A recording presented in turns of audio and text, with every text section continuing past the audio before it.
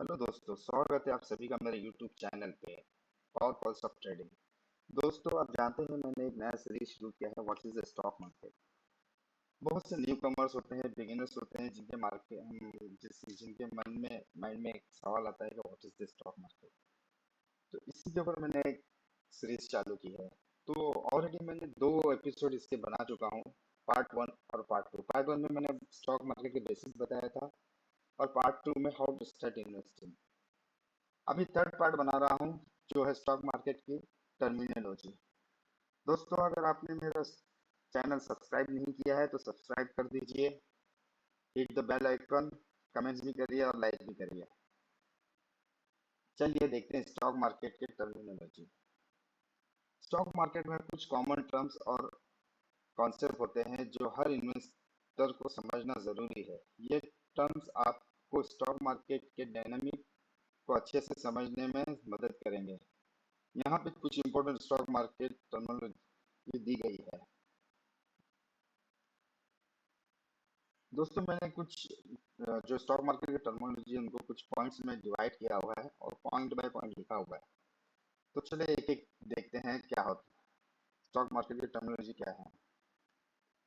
तो दोस्तों, फर्स्ट है market capitalisation. Market cap, market capitalisation किसी कंपनी का टोटल मार्केट वैल्यू होता है जो कंपनी के टोटल आउटस्टैंडिंग शेयर्स और करंट शेयर्स प्राइस के मल्टीप्लिकेशन से निकाला जाता है। एग्जाम्पल, अगर एक कंपनी का 1 करोड़ शेयर है और एक शेयर की वैल्यू 100 रुपया है, तो उस कंपनी का मार्केट कैप 100 करोड़ होगा। सेकेंड पॉइंट है बियर मार्केट। बियर मार्केट एक ऐसा मार्केट कंडीशन है जहां स्टॉक प्राइसेस कंटिन्यूसली गिर रहे होते हैं और इन्वेस्टर सेंटीमेंट नेगेटिव होता है। यूजुअली जब मार्केट 10% या उससे ज्यादा गिरा हो तो उसे बेयर मार्केट कहते हैं। बुल मार्केट, बुल मार्केट एक ऐसा मार्केट कंडीशन है जहां स्टॉक प्राइसेस कंटिन्यूसली राइज कर रहे होते हैं और इन्वेस्टर का कॉन्फिडेंस हाई होता है। इस टाइम पीरियड में मार्केट ग्रोथ और पॉजिटिव सेंटीमेंट देखने को मिलता है। फोर्थ नंबर पे है आईपीओ। आईपीओ एक प्रोसेस है जिसमें एक प्राइवेट कंपनी अपने शेयर्स को पब्लिक के लिए पहली बार मार्केट में बेचती है। आईपीओ के थ्रू कंपनी अपनी कैपिटल राइज करते हैं। P ratio, price to earnings ratio. P ratio एक फाइनेंशियल रेशो है जो कंपनी के शेयर प्राइस को उसके अर्निंग्स के साथ कंपेयर करती है। फॉर्मूला, पी रेशो निकालने का फॉर्मूला ये है, price share price divided earnings per share, EPS. High P ratio का मतलब होता है कि स्टॉक एक्सपेंसिव है और लो पी का रेशो का मतलब होता है कि स्टॉक रिलेटिवली चीपर है। दोस्तों, ये पी रेशो आपको इन्वेस्टमेंट में बहुत काम आएगा। इन्वेस्टमेंट करने से पहले आपको पी रेशो कंपनी का शेयर्स का देखना बहुत जरूरी है। ईपीएस, जानते हैं ईपीएस क्या है? Earning per share. EPS company की नेट अर्निंग्स को कंपनी के टोटल नंबर्स ऑफ शेयर्स से डिवाइड करके निकालते हैं। ये इन्वेस्टर्स को कंपनी की प्रॉफिटेबिलिटी का एक आइडिया देता है।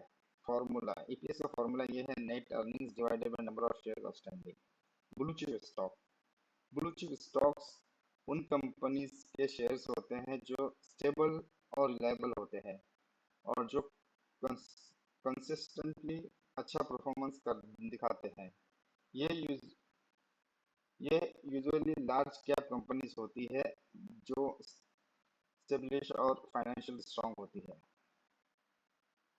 दोस्तों, 8 पॉइंट है मेरा, लार्ज कैप, मिड कैप और small cap.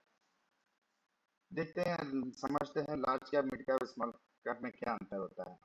Large cap company जो मार्केट कैपिटलाइजेशन में बड़े होते हैं, 20,000 करोड़ से ज्यादा जिसका मार्केट कैपिटलाइजेशन होता है, वो लार्ज कंपनी है।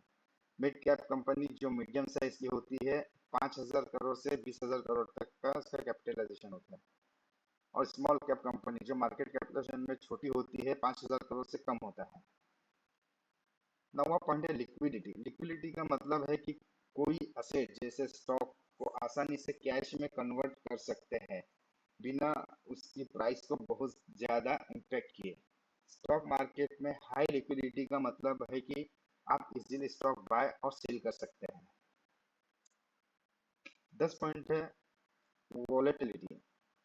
वॉलेटिलिटी एक मेजर है कि स्टॉक की प्राइस कितनी तेजी से फ्लक्चुएट कर रही है। हाई वॉलेटिलिटी का मतलब है कि स्टॉक प्राइस में बहुत ज़्यादा चेंजेस आ रहे हैं, जो इन्वेस्टर के लिए रिस्क का इंडिकेटर होता है। 11 नंबर है स्टॉप लॉस। स्टॉप लॉस एक ऑर्डर होता है जो आप अपने ब्रोकर को देते हैं, या समझ लीजिए आप जब ऑर्डर लेते हैं तो वहाँ ऐप में आप स्टॉप लॉस डालते हैं, जिसमें आप स्पेसिफाई करते हैं कि अगर स्टॉक की प्राइस किसी स्पेसिफिक लेवल तक गिर जाए तो आपका स्टॉक ऑटोमेटिकली बेच दिया जाए। ये लॉस को कंट्रोल करने का एक टूल होता है। जैसे आपने कोई स्टॉक 100 रुपये में खरीदा है और आप चाहते हैं अगर ये 90 से नीचे चले जाए तो मैं बेच दूंगा, तो वहां पे आपको सिस्टम में एक स्टॉप लॉस डालना होता है 90 पे। आप 90 पे स्टॉप लॉस डालोगे, जैसे आपका प्राइस 90 पे आएगा वो ऑटोमेटिक गिर जाएगा। 12 नंबर है पोर्टफोलियो। पोर्टफोलियो एक इन्वेस्टर के पास जो भी financial asset, stock, bonds, mutual fund etcetera होते हैं, उसका कलेक्शन होता है। और गुड पोर्टफोलियो डाइवर्सिफाइड होता है, जिसमें अलग अलग टाइप्स के इन्वेस्टमेंट होते हैं।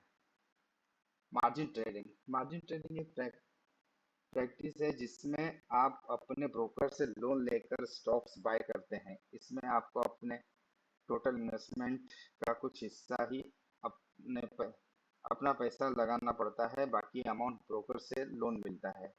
दोस्तों ये लेवरेज भी ऐसे ही आता है, जैसे आप समझ रहे हो इंट्राडे कर रहे हो, तो आप कुछ कैश में शेयर खरीदना चाह रहे हो, जैसे मान लीजिए रिलायंस रिलायंस को खरीदना है तो आपको 5x का लेवरेज मिलता है।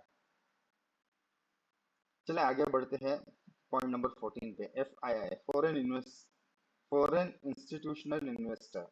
FII वो फॉरेन एंटिटीज है जो इंडिया के स्टॉक मार्केट में इन्वेस्ट करते हैं। इनका इन्वेस्टमेंट मार्केट की लिक्विडिटी और ग्रोथ को इन्फ्लुएंस करता है। 15th नंबर पे है सेक्टर। सेक्टर एक इंडस्ट्री ग्रुप को रिफर करता है, जैसे technology sector, banking sector, pharmaceutical sector etcetera. Investor अक्सर स्पेसिफिक सेक्टर में इन्वेस्ट करते हैं बेस्ड ऑन मार्केट ट्रेंड्स और future growth prospect. Risk tolerance. Risk tolerance एक इन्वेस्टर की एबिलिटी होती है मार्केट की फ्लक्चुएशन को बियर करने की। हायर रिस्क टॉलरेंस वाले इन्वेस्टर्स ज़्यादा वॉलेटाइल स्टॉक में इन्वेस्ट करते हैं, जबकि लोअर रिस्क टॉलरेंस वाले investor safe stable investment prefer करते हैं। इसके बाद है bullish and bearish sentiment. Bullish जब किसी इन्वेस्टर को लगता है कि मार्केट या स्टॉक की प्राइस बढ़ेगी तो वो बुलिश होता है। बेयरिश जब किसी इन्वेस्टर को लगता है कि मार्केट या स्टॉक की प्राइस गिर जाएगी तो वो बेरिश होता है। दोस्तों ये कुछ इंपॉर्टेंट स्टॉक मार्केट टर्म थे जो आपको अपने स्टॉक मार्केट जर्नी शुरू करते वक्त समझने चाहिए। इन्हें सीखकर आप स्टॉक मार्केट में अपने डिसीजन को ज़्यादा इन्फॉर्म और कॉन्फिडेंट तरीके से ले सकते हैं। तो दोस्तों ये था मेरा part 3, stock market what is the stock market का थर्ड पार्ट था। बहुत जल्द फोर्थ पार्ट भी आएगा। फोर्थ पार्ट देखने के लिए मेरे चैनल को सब्सक्राइब करिए और बेल आइकन को हिट करिए। Thank you so much.